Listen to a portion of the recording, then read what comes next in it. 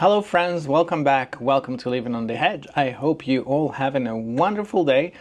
This video is going to be dedicated today to how to spend your time, or actually how I spent my time in Bermuda. I had a lot of questions from many of you. What did I book? How did I make it work? And what do I recommend? So I have a few notes here and I'm actually going to share it with you, and hopefully it can help for your next time when you decide to go. So first of all, a little bit of background. This, as you see behind me, this is the Aqua Class Sky Suite on board the beautiful Celebrity Eclipse. This is a 7-night cruise going from New Jersey into Bermuda. Very interesting itinerary that I never had the chance to take before.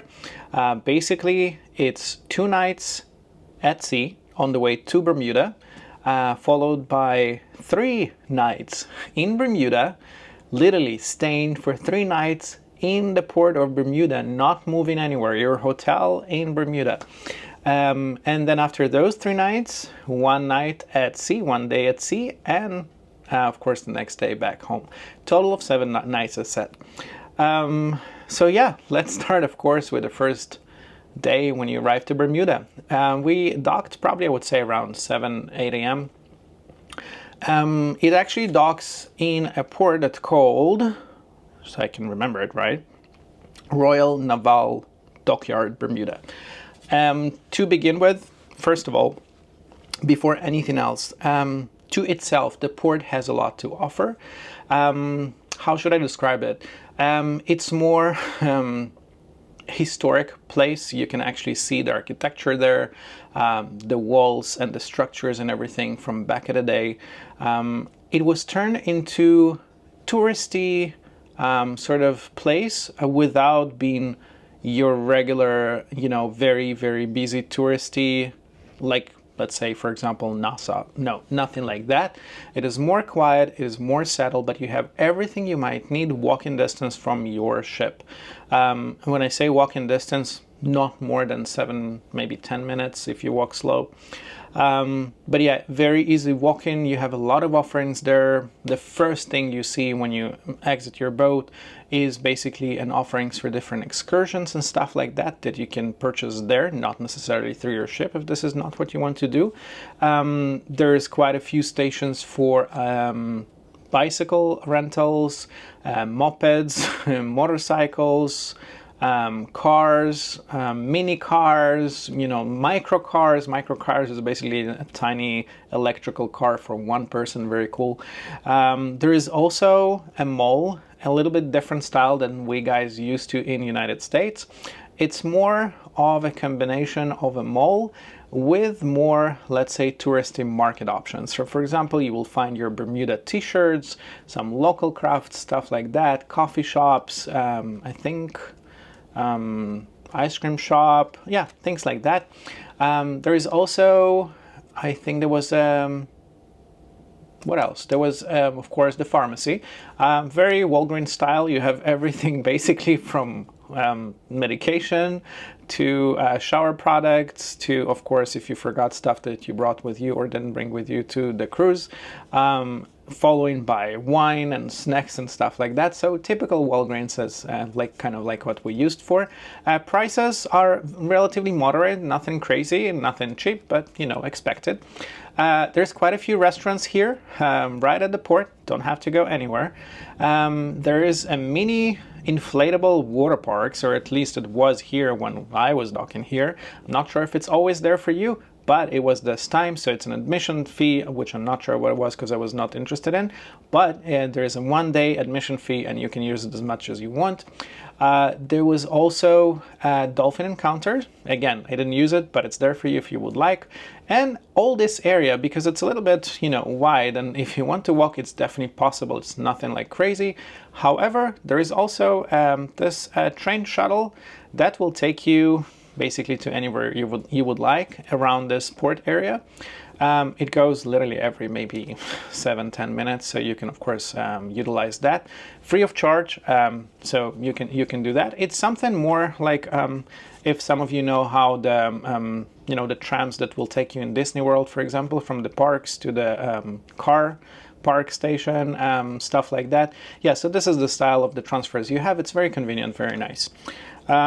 Now, this is as far as port goes. As I also know that on the first night, there was also, from understanding, because crew shared with me, there was some party going on in one of the bars here in the port.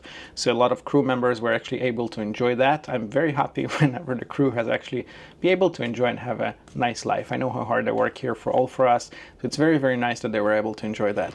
Now, aside from the port, what I highly recommend, and I did it for myself, right outside of your ship, there is quite a few options for transportation.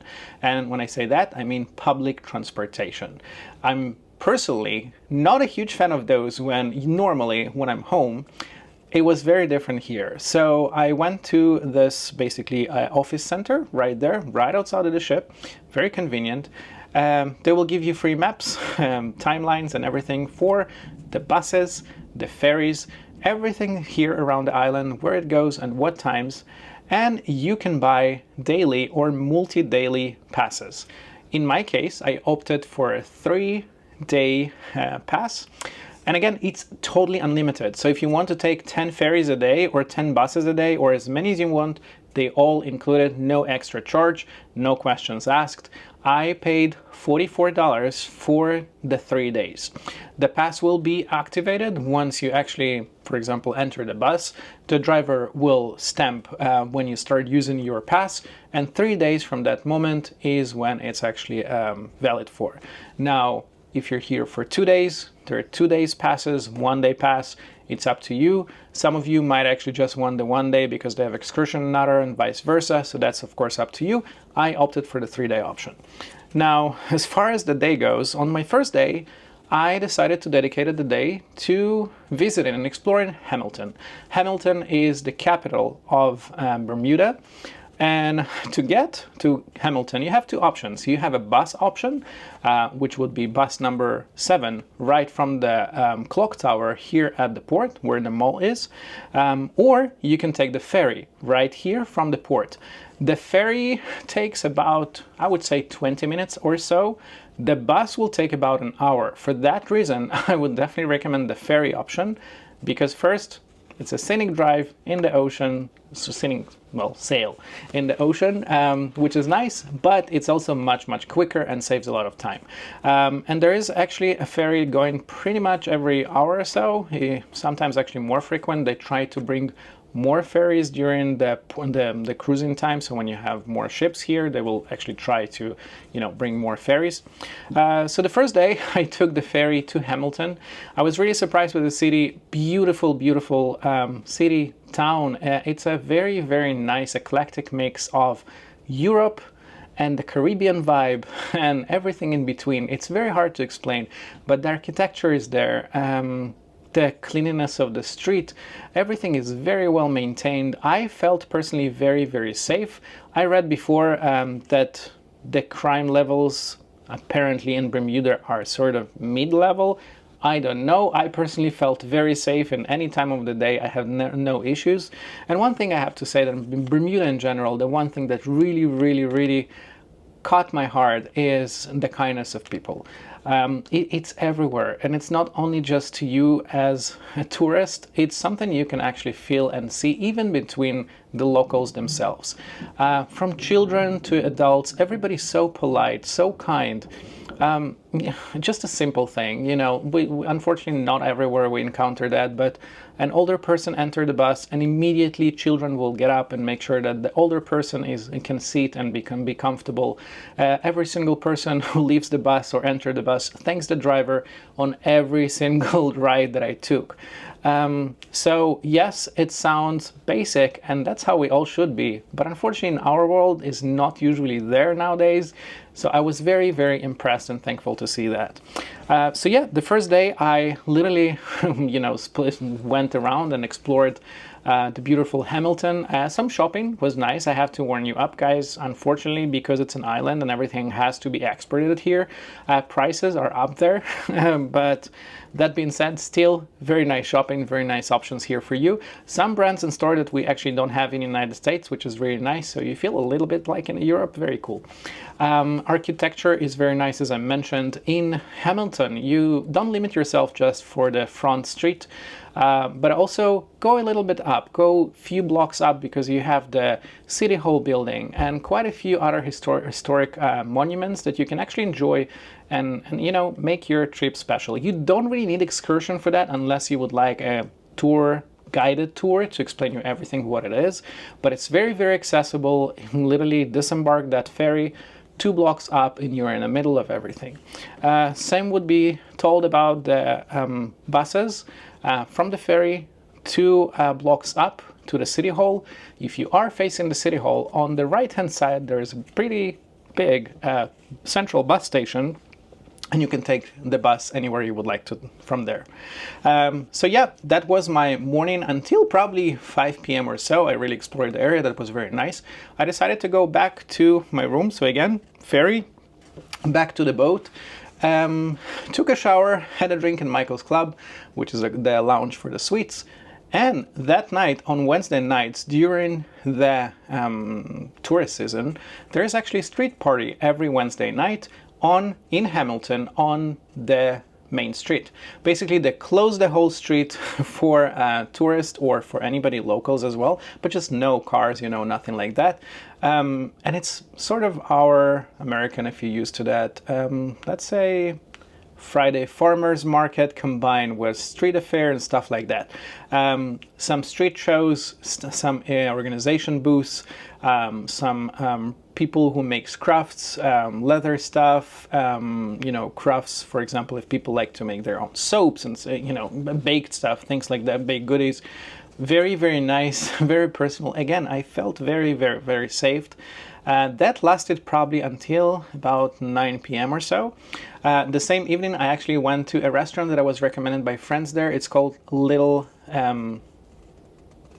Venice. Yes, Little Venice. And to be honest, guys, I am fortunate enough, you know, to travel all around. This is probably the best Italian I ever had. Even better than most places in Italy that I experienced, and that says a lot. It's actually owned by an Italian family, and the food was incredible. You can see reels on my Facebook page. It was to die for. I can't recommend it enough. So Little Venice up there. Yeah, so around 9 p.m. It was time for me to go back and to the ship after the night out, and the whole day, as you can see, was dedicated to Hamilton. Now, as you can imagine, everybody were trying to get back to the port, so because of that, the line was pretty long.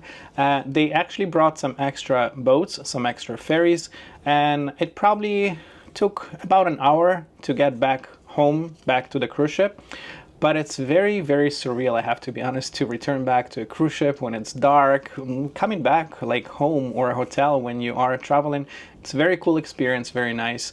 So yeah, that was my day number 1.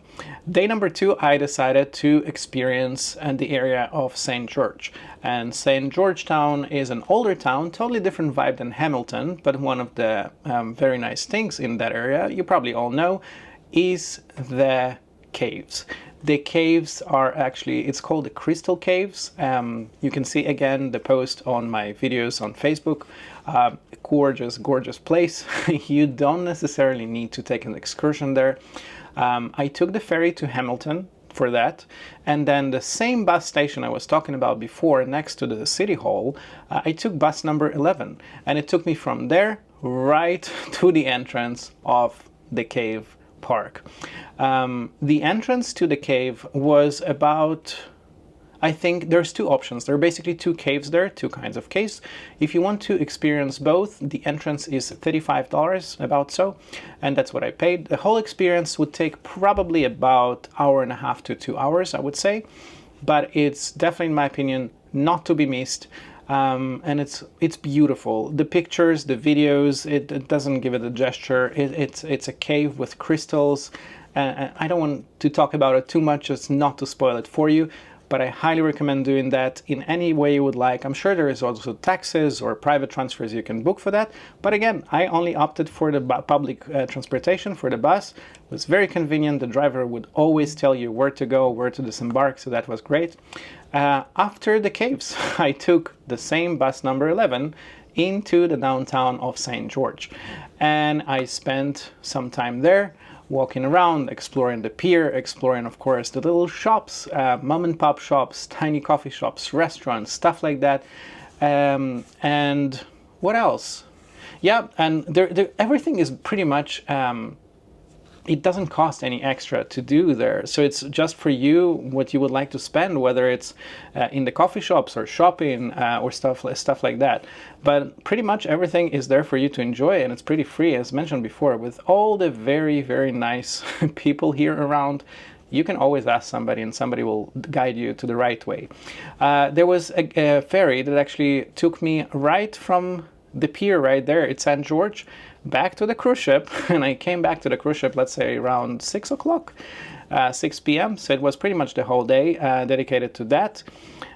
Again, I didn't need to really book an excursion to enjoy all that for another day as well.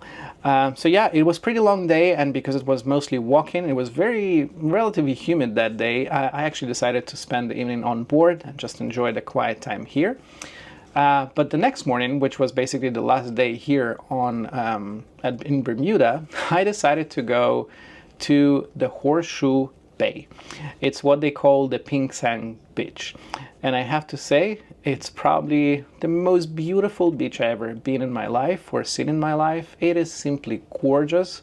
I took pictures, it's right there for you. I made a reel, it's there for you. I'm sure they don't do any gestures because, oh my God, I have no words. It's just incredible. It's beautiful, beautiful place. But to get there, again, I took the bus, bus number, I think it was this time bus number 7, yes, from the same clock tower here at the port. It took about 20 minutes until you get to the Horseshoe Bay. The driver, again, will let you know where to disembark. It was very convenient. I spent there several hours, and then on the way back, I took the same bus again and was back on ship about 2:30 p.m. because at 4 we were disembarking back. So yeah, this was my experience here in Bermuda. And as you see, I haven't booked any excursion. I didn't do anything extra expensive or extra, private special. There are a lot of other options if some of you would prefer private transfers or even simple, a bus that will take you from the cruise ship area and not from the bus station. There's options for that as well. I think it's about $7 for each way. Now with a ferry, ferries and buses are also there, $5 for anywhere you go. So if, for example, you know that I'm going to use the bus or the ferry only once or twice, maybe the daily pass is not for you. You can always opt for the option of $5 per way. So this is really up to you to choose what's the best way for you. This was mine. If you have any questions, of course, suggestions, if I probably missed some things on this video, but if you would like to know anything more, if you would like to share your opinion, please don't forget to do that. I want to thank you as always for being here and subscribing to my videos. But until next time, I hope you have a wonderful time. I'm your Hedge.